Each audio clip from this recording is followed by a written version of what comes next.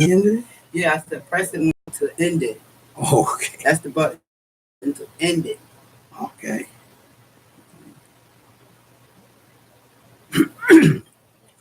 So what I need to do now?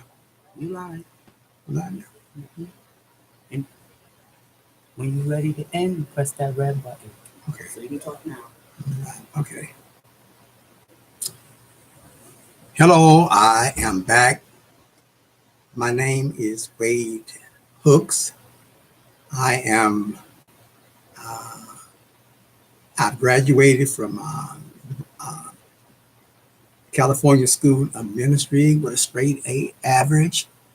I am the father of four sons, three by my wife.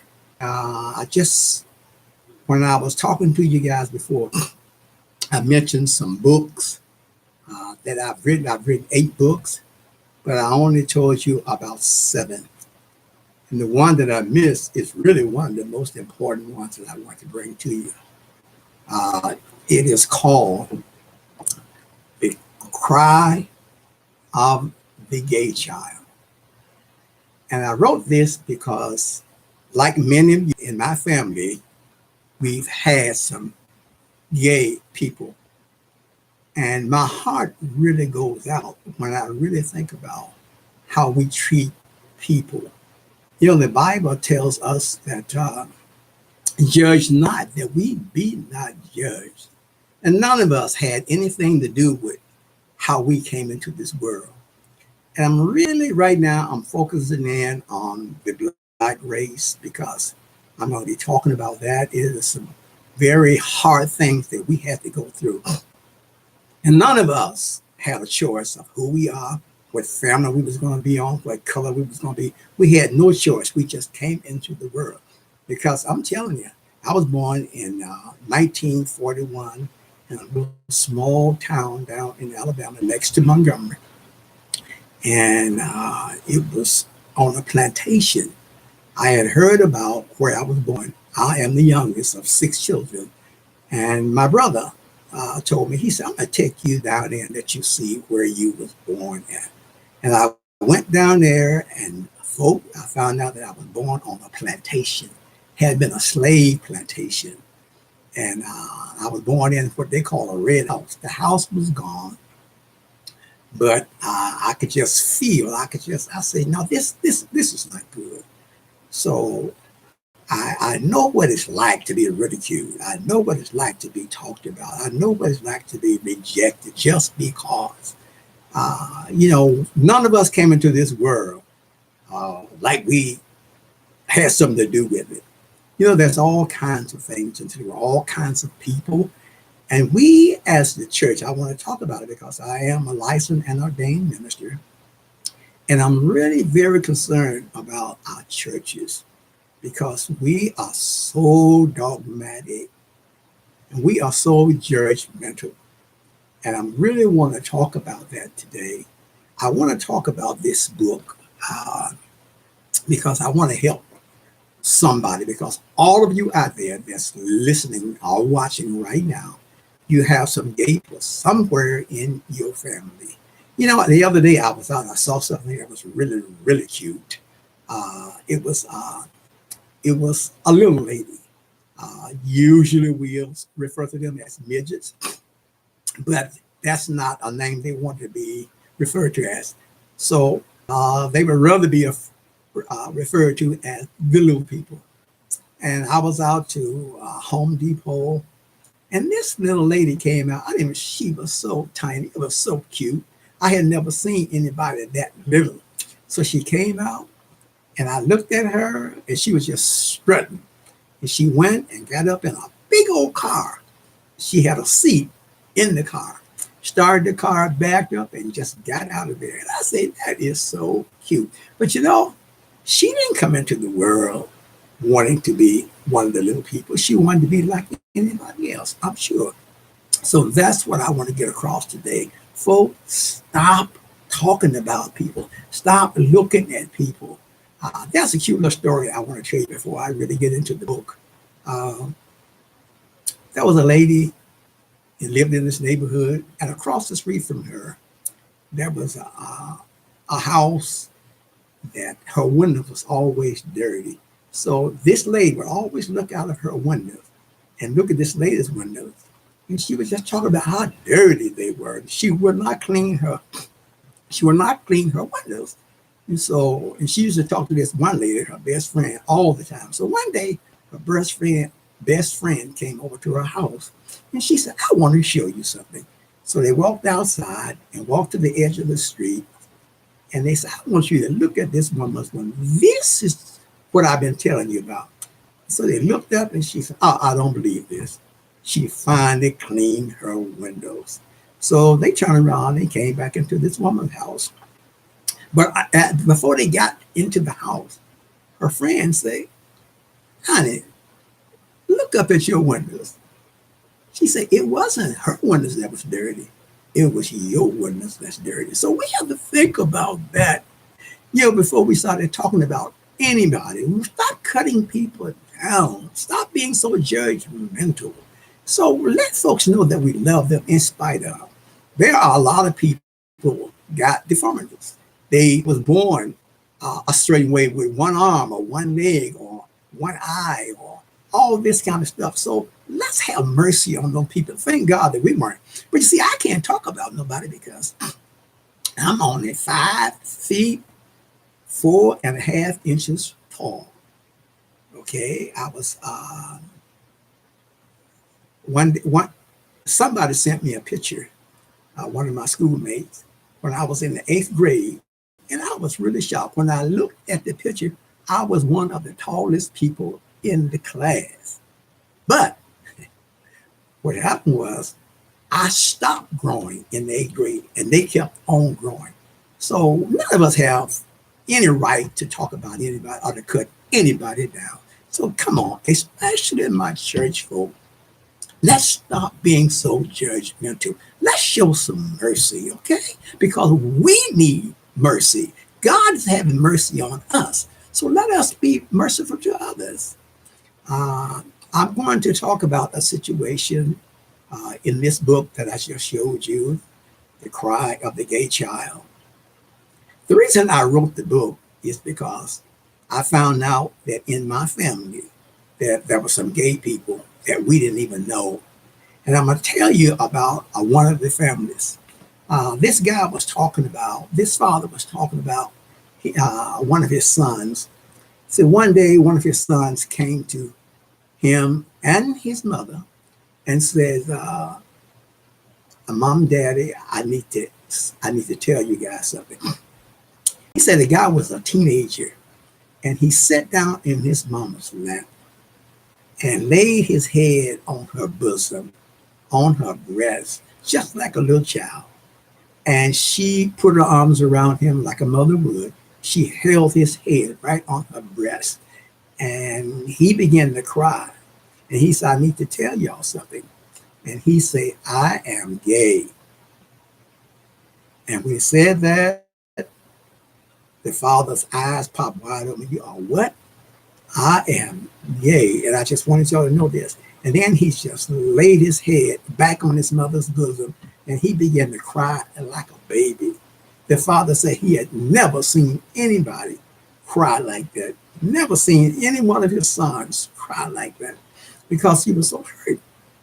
And then he said something that stuck with the father. The father said it really stuck with him. And he said, the son asked his mother, "Mama, why did God let this happen to me? Why did God do this to me?"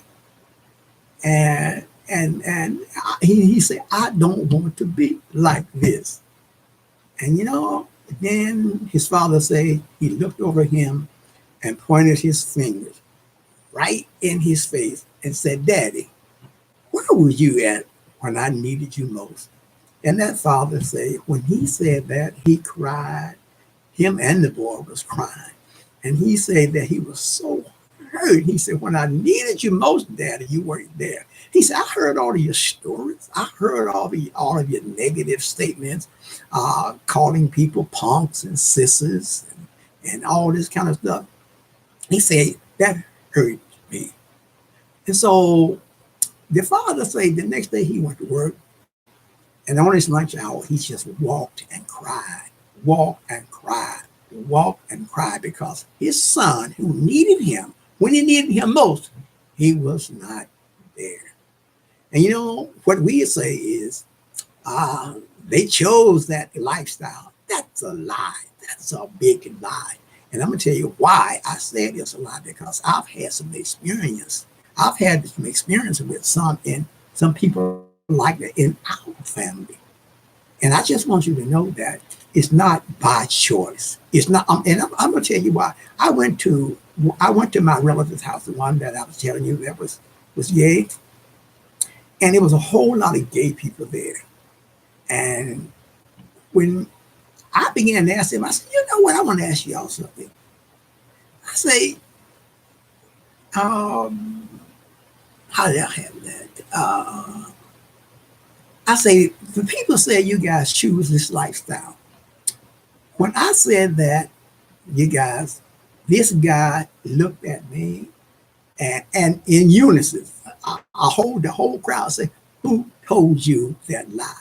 And I'm gonna tell you something that really began to strike me. Now, I'm personal now because I got gay people in my family. And they asked me, they say, wait, who in the world would choose a lifestyle like this where they're going to be ridiculed, they're going to be talked about by the parents, by the school, by the churches, by the government? Who would choose this lifestyle? And then my eyes began to open. I said, wow, because I was one of those people that was dogmatic. I was one of those people that talked about gay people and called them sisters and punks and all this kind of stuff. But that thing began to open my eyes. And you know what? I said, you know what? I'm going back and I'm going to make a change. And my relative was in the church, and the church people talked about him like a dog. And when he came back, he went away to California, and then he came back, and he asked the pastor, can I say something to the church? And the pastor said, go ahead. And that young man got up, you guys. I'm telling you, this was so touching. He said, you know what? He said, I was a member of this church. And my father was the assistant pastor. And you guys treated me like I was a dog. Y'all treated me like I was a dog. And I'm telling you, when he got through, there wasn't a dry eye in the church from the pulpit to the door. Everybody was crying.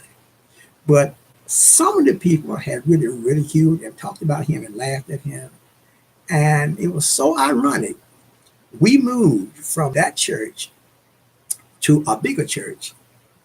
And one day, same people that had talked about him and laughed at him and made fun of him, the same people, sons was caught in the restroom doing something that they should not have been doing. And they found that they was gay. And some of the main one that was so hard, when he found out that his son was gay, he jumped up and ran out to the church and he said, I denounce him. He is not my son. And I followed him out and I talked to him. I say, listen, man, it's okay. Okay. They didn't choose to be like, no, I didn't raise those sisters. You know how we talk. And it was just really hard. It was really hard. And I talked to him. And come to find out, it was a whole bunch of gay young people in our church. So what we have to do, let's be merciful. Let's stop being so dogmatic, okay? And I'm telling you, and we as a black race, we shouldn't be dogmatic about anybody because of what we had to go through. Let me tell you something. See, I grew up in Alabama, and I know what it was like in the 40s and the 50s. I know what it was like not to be able to go in some stores just because I was black. You had to go and knock on the window if you wanted some milk, and they had a window in a window, so they would open up the little window and slide your milk, but you couldn't go into the store. So I know what it's like to be talked about. I know what it's like to be laughed at. I know what it's like to not to be able to go in certain places. I went to an all-black school because we weren't allowed to go to school with the whites. So I know. So I told this relative of mine, I said, you know what?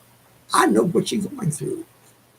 And he paused and he said, how would you know what I'm going through? I said, because I've been through some of the same stuff. Just because I was black, I was ridiculed. And I heard a doctor. Now, this came from a doctor. This thing really made a lot of sense to me. And he was saying that he was explaining what he believed happens to the gay people. And he was talking, he said, we all grow up and things began to happen to us. Things began to change. And he said what he told a story that really stood out to me. And he said, little kids, when they play together, boy and girl, they just laugh and they are friends. They don't think anything about it. He said, but see, as we began to get older, somewhere, somehow, something changed. That sex gland inside of us changed. And we stopped looking at that little girl as my playmate, and we started looking at her as something beautiful and fine to look upon. And he say what he believes happened is that same sex gland in gay people, it failed. What's the good way to put it? It malfunctioned. And where that the man look at the man like he would normally look at a woman and vice versa. And when he said that, I began to just look. That's one of the reasons that I wrote this little book. I wanted to put some things in it. Look, folks, just the gay child, when they come to you, treat them like they are humans. Because I'm telling you, like I've said several times already, they are in all of our families. They're in all of our families, some close. And I was looking at, me and my wife was looking at a show. I don't know whether it was Oprah. I forgot who it was. But it was one of the shows, talk shows. And this mother was on there. And she said that, she was saying how she got a gay child. She said, when my baby was 4 years old, 4 years old, she said, I walked in the bathroom and he was standing there with his penis in one hand and scissors in the other hand. And she said, what are you doing? He said, Mama, this doesn't belong here. I am not a male. I am a female. And you know what? I got to thinking. I said, you know what? We got so much to learn. We got so much to learn. So if this, now, well, when we say that it was a choice, what kind of choice is a 4-year-old gonna make? People, we need to change. We're gonna have to do something. And church, we need to stop teaching. We need to start teaching all kinds of stuff like this so that we won't be so dogmatic. I'm gonna tell you something. The Bible says, judge not, that you be not judged. For by the same judgment that you judge, God is going to judge you. So y'all better listen. And you better straighten up. And all right, you better start acting like you are a Christian. And something else I want to say, I want y'all to know that every time we hear about a preacher that messed up, but you know what? I just learned this just recently. I just thought about this. I'm a preacher. And you know what? I'm still a human being. I'm a saved human being. I still have desires. I still have temptations. And the Bible says, yield not to temptation, for the yielding is to sin, not to temptation. So let's invite these people. One thing that the group, when we was over visiting my relatives, one thing that the group said, and they said that, The church don't like us. We are not permitted. We are not allowed into the churches. And we want to be in the church, but they reject us. And that is really, really bad. You got to remember, we got to stand before the judgment seat. And we got to give in account of everything that we've done. There's another scripture that talks about you can keep 9 of the 10 commandments and break one, and you are guilty of all of them. So people, you better listen. You better listen to me. And I want you to get this book. And those of you, especially church folk, let's read what's in here. And I'm explaining a lot of things in here, okay? So God bless you. And I thank you for listening. And we will be coming back later on with the other 7 books, the Bible, the marriage, and the money book, and the whole ones that I talked about the last time. And you can get them on Amazon. You can go to my website, wadehooks.com. And my website should pop up and you'll see all the books. And you can get them from Barnes & Nobles, or you can get them from Amazon. Okay? And so I'm going to be talking also about how to become positive. We need that. So I don't know what order I'm going to be talking about the books. And I'm going to do more teaching than preaching. So I really appreciate you guys taking time out to listen. And like I say, if you just go online and you can order it, and I'm sure that it will do you very, very good. There's a lot of information that I got that I put into this book. So I'm telling you, you are going to be satisfied. Love your children, love your neighbors, love that gay member of your family. I was, again, when I was over visiting my relative, that was 2 girls, and they was, both of them was gay. And this one girl said something to me that really shocked me. It just shocked me. It just hurt me. Because I used to be just like that. She said, I am from Chicago. And she said, I am not allowed in the city of Chicago. She said, when my mother found out that I was gay, she kicked me out and told me to go out of the city and don't ever come back again. Now, what kind of mother is that? Are we so squeaky clean? Are we so good that we can down anybody else? Somebody could, some of us are born with deformities. Some of us are born with big eyes, big ears, big nose, big lips. And some are born with, I know a lady that, a girl that my wife went to school with, her face was deformed. On one side of her face, it looked like an animal's face. And on the other side, it looked like a nice looking girl. So when she took the book in the yearbook, she tried to hide it, but the camera picked up a little bit of it. I knew a man right here where we live. Had 4 beautiful children, had a beautiful wife, but he had the same condition. On one side of his face just looked like an animal's face. The other side was natural. But he went and he came into some money. He went to the doctor and he wanted to have surgery.